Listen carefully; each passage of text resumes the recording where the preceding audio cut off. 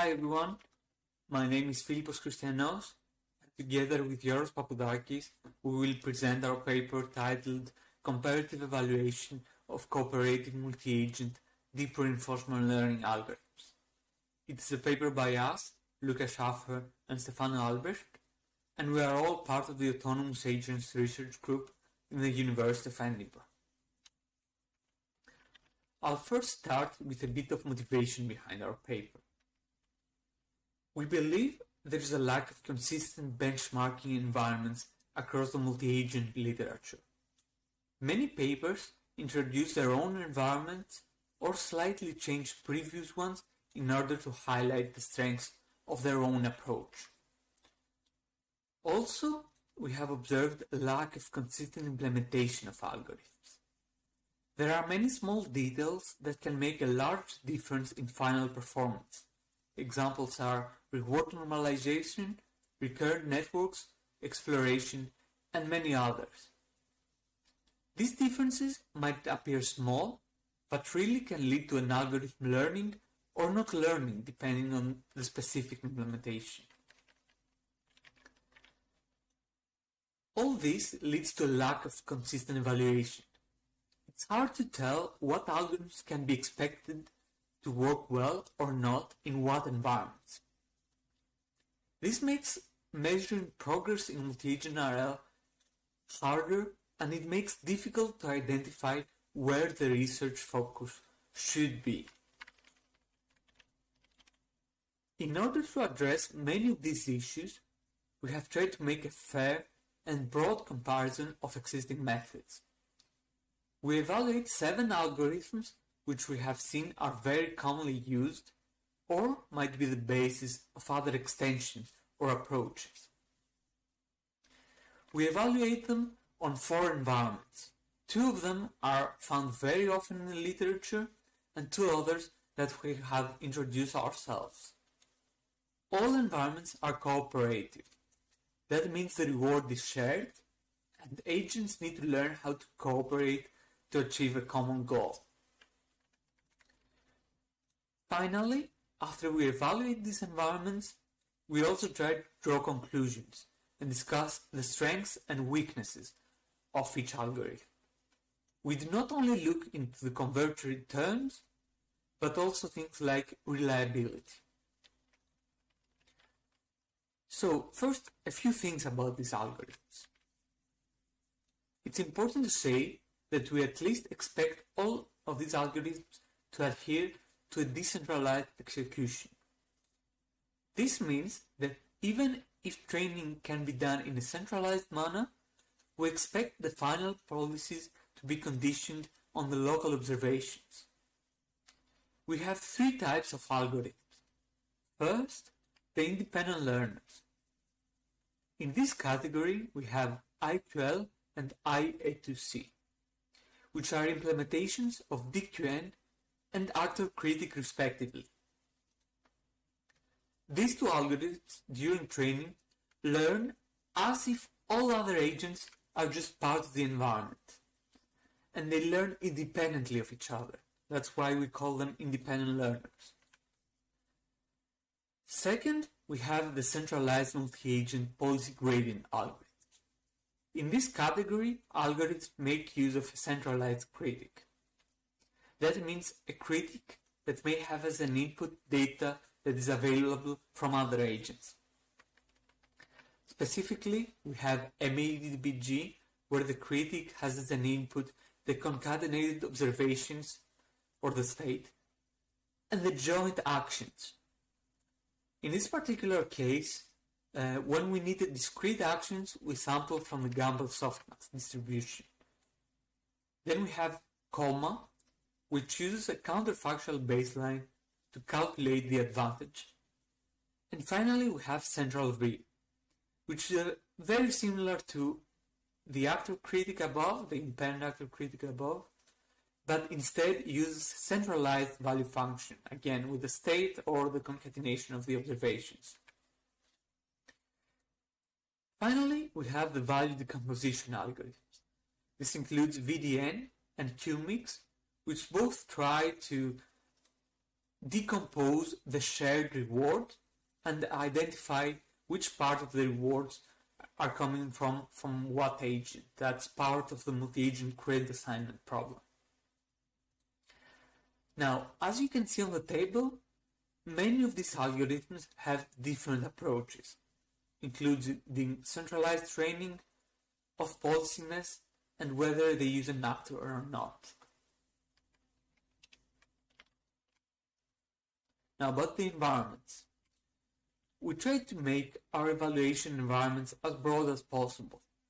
We have 4 environments, but we defined many subtasks for the algorithm to solve. So first we have the multi-agent particle environment. This particular environment has a diverse set of tasks, including speaker-listener, spread, adversary, or even the predator-prey task. But we believe that the challenge, and what they test, mostly lies in coordinating between agents. Usually a single agent doing something wrong penalizes everyone quite a lot. Then there is the StarCraft multi-agent challenge, where units fight with other units of a game team. The challenge lies mostly in agents being able to estimate the value of the current state under partial observability and other agents that might behave unexpectedly. Then we have level-based foraging. Level-based foraging consists of agents that need to collect food that has been scattered in a grid world. LBF, or level-based foraging, allows us to vary things like world size, number of agents, or even observability conditions. Some of these tasks are very hard because they require agents to coordinate to get the reward, which is otherwise 0. Finally, we have robotic warehouse. It's a simulation of a robotic warehouse where agents need to pick up shelves and deliver them into a goal location. While it requires less coordination than other environments, it has a very sparse reward, very limited visibility, partially observable, and is slightly more complicated in dynamics for a grid world. So, as you can see on the right table, there are differences in things like observability, reward sparsity, or the number of agents. Now, all these environments are cooperative. The reward signal given to the agents is a shared one. In these environments, we only have discrete actions. Finally, we have some carefully selected matrix games to help us with our analysis, which can be very hard by having many Nash equilibria making convergence to the optimal one hard. Hello everyone, my name is Georgios and I'm going to do the second part of this presentation. So after Filippos described the evaluation algorithms and environments, now I'm going to present the evaluation metrics and protocols that we use to compare different algorithms. So in general, in reinforcement learning, we need to find the best combination of hyperparameters for each combination of algorithms and tasks. And here we evaluate several combinations of hyperparameters and we train each of those for 10 seeds in order to ensure that our results are significant. Additionally, it's not straightforward to compare on-policy with off-policy algorithms. In general, off-policy algorithms tend to be much more sample efficient compared to on-policy algorithms because they use an experience replay where past trajectories are stored and can be used for retraining. For this reason, we train on-policy algorithms for 10 times more time steps compared to off-policy algorithms. In matrix games, we train on-policy algorithms for 2.5 million time steps and off-policy algorithms for 250,000 time steps. And in the rest of the environments, we train on-policy algorithms for 20 million time steps and off-policy algorithms for 2 million time steps. Additionally, during the training, we make several evaluations at constant time step intervals. At each evaluation point, we evaluate for 100 episodes. In the matrix games, we make 100 evaluations during training, and in the rest of the environments, we make 40 evaluations during training. Now we're going to see our evaluation metrics. The first one is the maximum returns. So, as we said, we train several combinations of hyperparameters, and each one is trained for 10 different seeds. Then, for each combination of hyperparameters, we can compute the average over the seeds, and then we will end up with a vector which has the same dimension as the number of the evaluations that took place during the training. And each element of the vector will show the average value over the 10 seeds. The maximum return finds the time step over all combination of hyperparameters that we achieve the maximum return. And then we take the saved models for the 10 different seeds from this specific time step, and we re-evaluate each one of the seed for in total 1,000 episodes. And then we compute the maximum and the standard deviation, and we refer to this as the maximum return. We use this metric because in many reinforcement learning papers, authors tend to stop the reinforcement learning training when the performance of the algorithm tends to degrade. So this is indicative of what we see in the paper many times. Then we have the average return. So for this specific combination of hyperparameters that we achieve the maximum returns, we compute the average return over all evaluation points during training. So this metric shows how stable actually is the algorithm as well as how fast it achieves the maximum return. And finally, we have some reliability metrics that were proposed in a research paper from ICLR 2020. The authors proposed several metrics, but specifically we use 4 of these in the paper. The first one is the dispersion across time, which measures the variability across training evaluations. The short-term risk across time, that measures the maximum drop between 2 consecutive evaluations. The long-term risk across time, that measures the maximum drop of any evaluation compared to the so far best evaluation. And finally, the dispersion across run, which measures the variability across different seeds.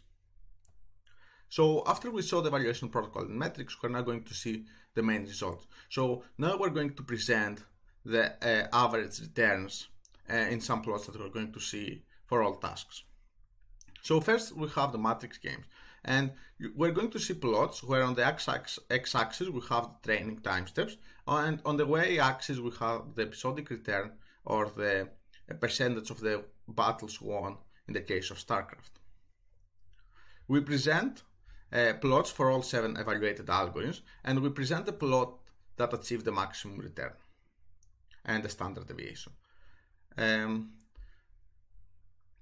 As you can see, first we have the climbing game, where we can see that Central V and QMix achieve the best performance compared to all the other algorithms. And then the other 5 plots show the penalty game with different values of k ranging between 0 and minus 100. As k decreases, of course the task becomes more difficult. When k equals 0, we can see that all the algorithms except MEDDPG achieve the optimal performance. As k decreases, we can see that in general QMix tend to perform much better compared to the rest of the algorithms. Then we have the multi-agent particle environment. First we have the speaker listener with a communication task where agents have to communicate under partial observability, and 3 navigation tasks, the spread, adversary, and the predator prey. In general, we see that IA2C, MEDDPG, Central V, and QMix tend to perform much better than IQL, and VDN in all of the tasks. Then we have the StarCraft multi-agent challenge, where in the first row we see some easy tasks, where the majority of the algorithms manage to successfully solve the environment perfectly. Most of the cases, IA2C and comma tend to perform lower compared to the rest of the algorithms.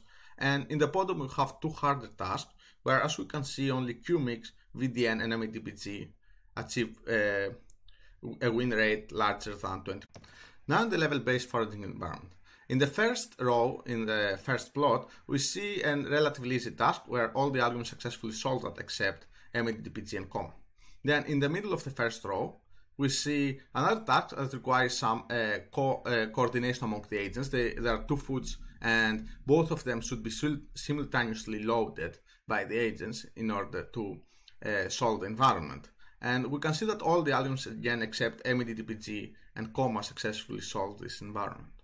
Then we have on the right a very hard coordination task that requires extensive coordination from the agents. 3 agents must simultaneously cooperate to load one food. As you can see, most of all the algorithms do not manage to solve this task. And we believe that this environment, this task is very useful for future research. I mean, even though it's very low dimension and requires very small amount of computational power, this environment cannot be solved by any of the algorithms. As a result, we consider that algorithms where they learn to coordinate under these sparse settings is an important avenue for future research. Then on the bottom row, we have on the left one environment with more foods and a higher dimension in the grid world, and on the right a partially observable task, where we again see that most of the algorithms perform similarly, except MEDDPG and Comma that score much lower. And finally, we have the robotic warehouse, where this environment does not focus on the coordination of the agents, but in the sparse reward settings. And as you can see, in general, IQL and IA2C tend to perform much better compared to all the other algorithms. From the centralized learners, only a central V manages to achieve any performance greater than 0. All the other algorithms achieve performance 0. And after we saw the main results, now we're going to try to discuss and extract some conclusions about these algorithms. So in general, independent learners are very efficient and a very good baseline to use in the papers. In general, they achieve very good returns in the majority of fully observable environments. However, of course, because there's no centralized component, they do not take into account the observation and action of all the other agents. They cannot reason about joint trajectories of all the other agents. Additionally, something striking is that in general, IA2C tends to perform much better than IAQL in the coordination tasks of the multi-agent particle environment. And we believe that the main reason behind this is that IQL uses an experience replay that in general hinders the learning. So in independent learning, the agents cannot coordinate their actions. And as a result, in order to solve a coordination task, one of the agents randomly becomes better and then the other agents adapt to it. When that happens in IQL, then we put the trajectory of this agent in a huge experience replay that contains several other transitions, and we rarely update with that again. On the other hand, IA2C, because it uses on policy data that comes from different parallel workers, then all the agents train on the most recent trajectories, and as a result, the other agents can see that some of the agents try to cooperate, and they are able to find a better policy that eventually, in some cases, can solve the task. Then we have the centralized multi-agent policy gradient algorithms. In general, they're mostly effective in partially observable environments, where they can reason about the hidden observation of all the agents. But all three of those that we evaluated here suffer from a different cause. First, MEDDPG suffers from the biased sampling of Campbell softmax that is used in order to create differentiable samples. As a result, MEDDPG in general, we see that it performs very poorly in some of the environments that have very discrete transition functions such as LBF and RWARE. Then we see that Comma suffer from the high variance of the computation of the baseline that you use in the policy gradient. In order to verify that, we conducted some experiments in the appendix where we saw that if we standardize the reward to have mean 0 and standard deviation 1 within the batch, then the performance of Comma significantly increases. And finally, we have the central V, which, as its name says, it computes a centralized value, a state value function, and it's unable to reason about the joint action of the other agents. And finally, something else that we noticed is that in general, centralized training can complicate the training procedure, where in the robotic warehouse we see that IA2C tends to perform much better compared to central V. And this is reasonable, especially if you have some relatively high dimensional observations that you concatenate them together And if they're very sparse, such as in the case of the robotic warehouse, then it's very hard to compute accurate representations of the value function. And this is the main reason that it complicates the training it performs worse compared to IA2C. And finally, the value decomposition methods. In general, they achieve high returns in the majority of the environments. They're very good algorithms, and they can reason about joint trajectory of the other agents without having any of the issues that we mentioned to the other centralized learners. Of course, the problem with VDN is that it's bounded by the linear decomposition, and QMix primarily addresses this issue by being able to compute much more complex factorization. Again, we see that in the coordination task of the multi-agent particle environment, in general, QMix tends to perform much better compared to VDN. And again, VDN and QMix, like IQL, all of those are off-policy algorithms. And we believe that one of the main reasons that QMix performs so much better is because, of course, because it's able to compute much more flexible decompositions of the value function. VDN, similarly to IQL, suffer from using the data from the experience replay. I mean, it's the same for QMix as well, but because probably it is able to compute much more complex decompositions, it can learn to coordinate between the agents. And finally, another striking thing is that in general, both of these algorithms do not perform well in the robotic warehouse. And I mean, the main assumption behind that is that probably they require very highly informative reward signal in order to perform well. So after we saw the main points of the papers, we're going to see the future work and the main takeaways of this paper. So in general, we're going to include more algorithms such as IPPO and MAPPO, include more environments in order to be able to extract more conclusions and better understand the algorithms. And finally, we're going to evaluate implementation details that are significantly affect the performance of the algorithms, such as parameter sharing and the reward standardization. More specifically, for the parameter sharing, we have another paper in this ALA workshop where we actually show how we can actually compute a way to successfully share the parameters between the agents in order to maximize their performance. So to sum up, you can find this paper on arXiv, and the main contribution of this paper is that we evaluate and we compare 7 multi-agent reinforcement learning algorithms in 23 tasks, and we use several evaluation metrics in order to make sure that our results are as comprehensive as possible. Finally, we discuss and analyze the main benefits, limitations, and when each of these algorithms should and shouldn't be used. Thank you for your time.